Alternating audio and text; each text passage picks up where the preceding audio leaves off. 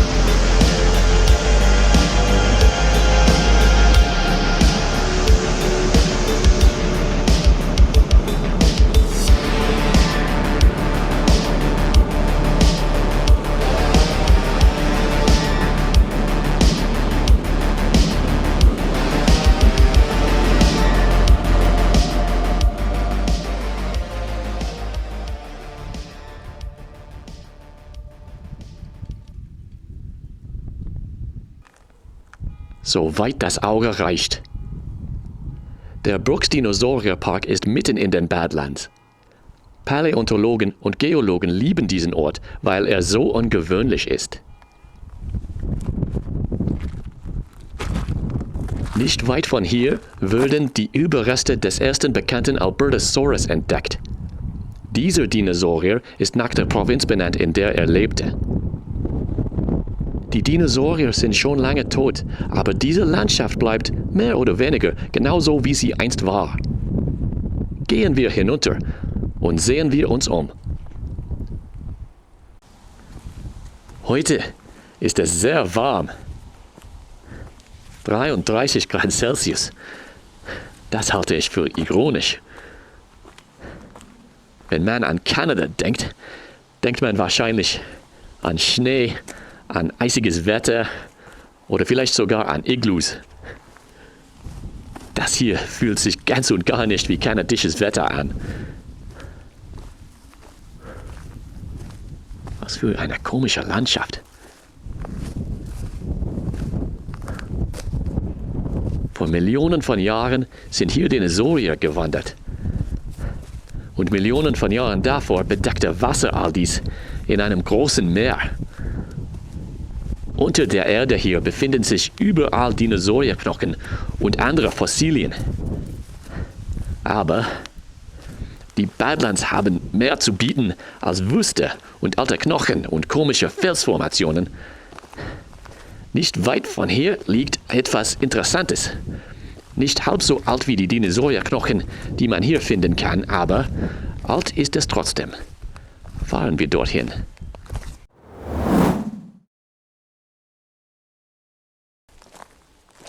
Ich möchte eine Geschichte erzählen. Es war einmal ein Mann, ein Ingenieur namens Hugh Muckleston.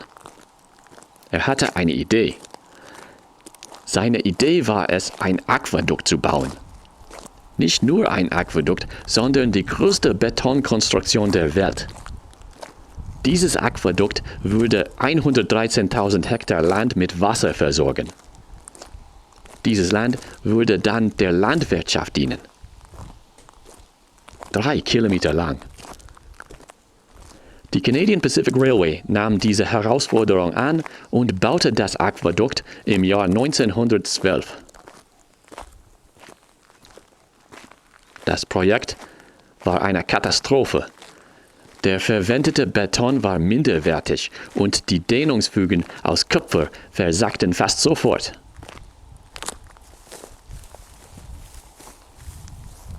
Man kann die Risse in diesem Beton sehen und sich vorstellen, wie das Wasser überall ausläuft.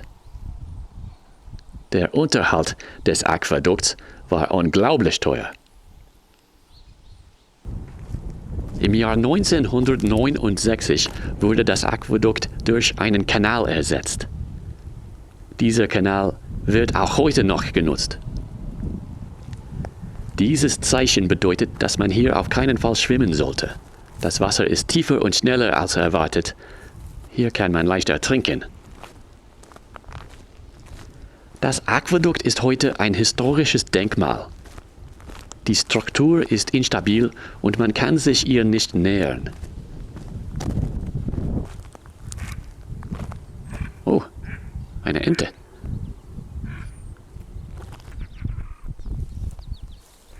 Das ist ein Siphon. Es funktioniert nach dem Venturi-Prinzip. Die Mathematik ist sehr einfach zu verstehen. Das war natürlich ein kleiner Scherz. Ich habe wirklich keine Ahnung, wie es funktioniert. Aber das Wasser kann unter der Eisenbahn fließen, ohne Geschwindigkeit zu verlieren. Die Enten freuen sich. Jetzt möchte ich nach Drumheller fahren. Das liegt etwa 100 Kilometer in Richtung Norden. Da gibt es noch mehr zu sehen und zu tun.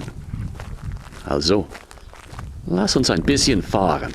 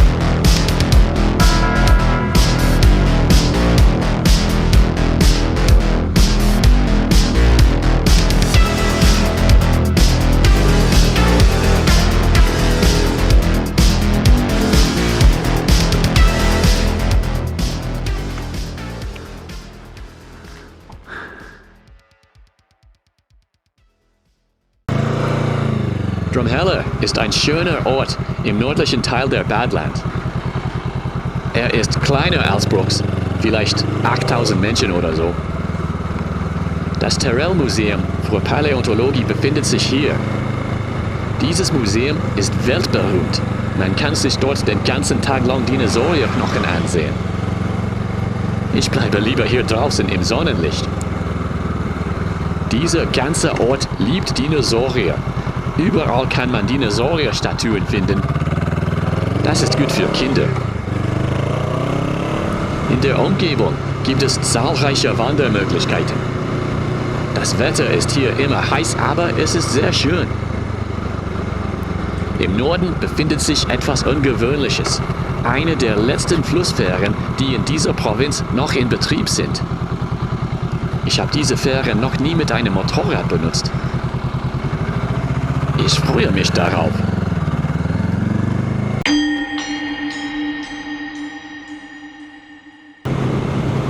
Wir sind ungefähr 20 Kilometer nördlich von Drumheller. Es ist ein schöner Tag hier draußen. Es ist ganz warm und es gibt keinen Wind. Perfektes Wetter für eine Motorradfahrt.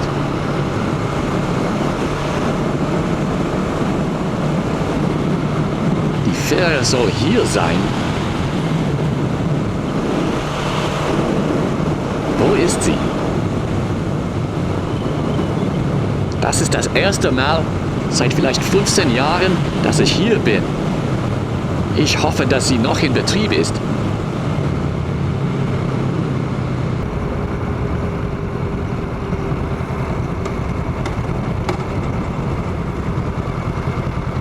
Ach so.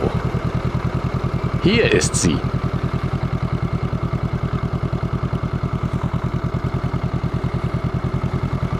Ich komme an Bord.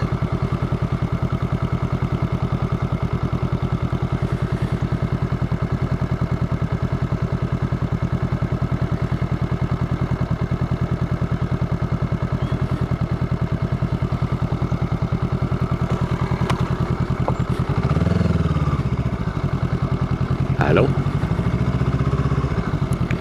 Er kann mich nicht hören.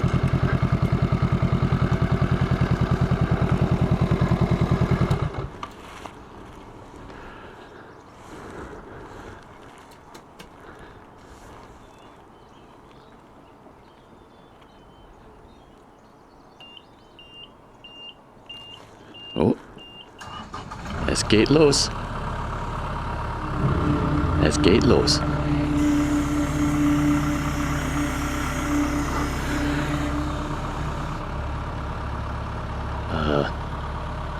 Sind wir in Bewegung?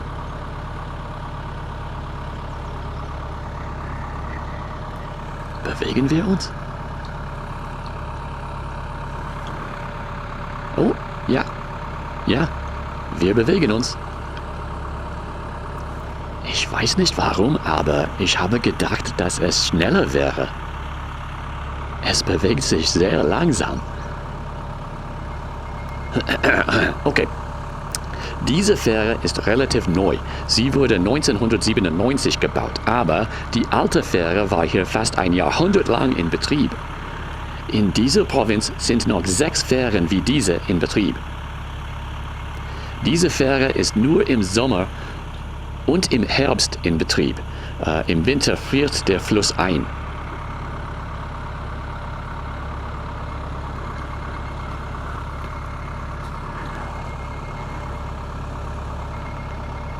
Was macht er da? Keine Ahnung. Übrigens, das hier ist der Red Deer River. Etwa 700 Kilometer lang.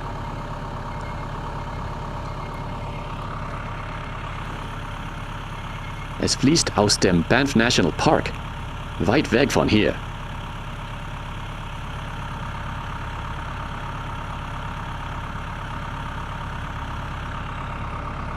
Komm schon. Es ist viel zu warm, einfach hier zu sitzen.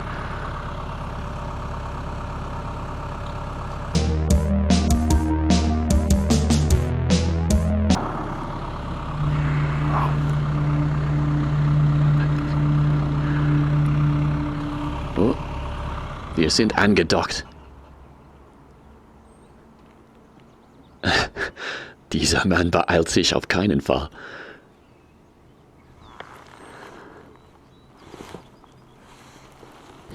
Komm schon, Alter, lass mich raus. Endlich.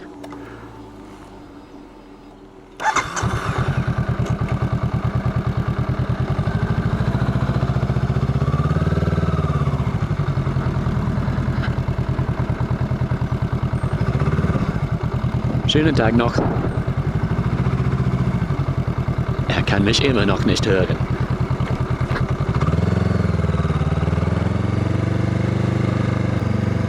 Ich bin frei wie die Vögel, ich bin vogelfrei. Okay, ich bin vogelfrei. Lass uns raus hier. Ich bin froh, dass ich die Entscheidung getroffen habe, hierher zu kommen. Es ist eine lange Fahrt, aber es lohnt sich. Ich hoffe, dass dieses Video interessant war.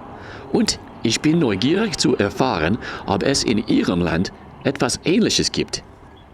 Lassen Sie es mich in den Kommentaren wissen. Das war's für heute. Bis zum nächsten Mal. Das hier ist Lernen und Fahren.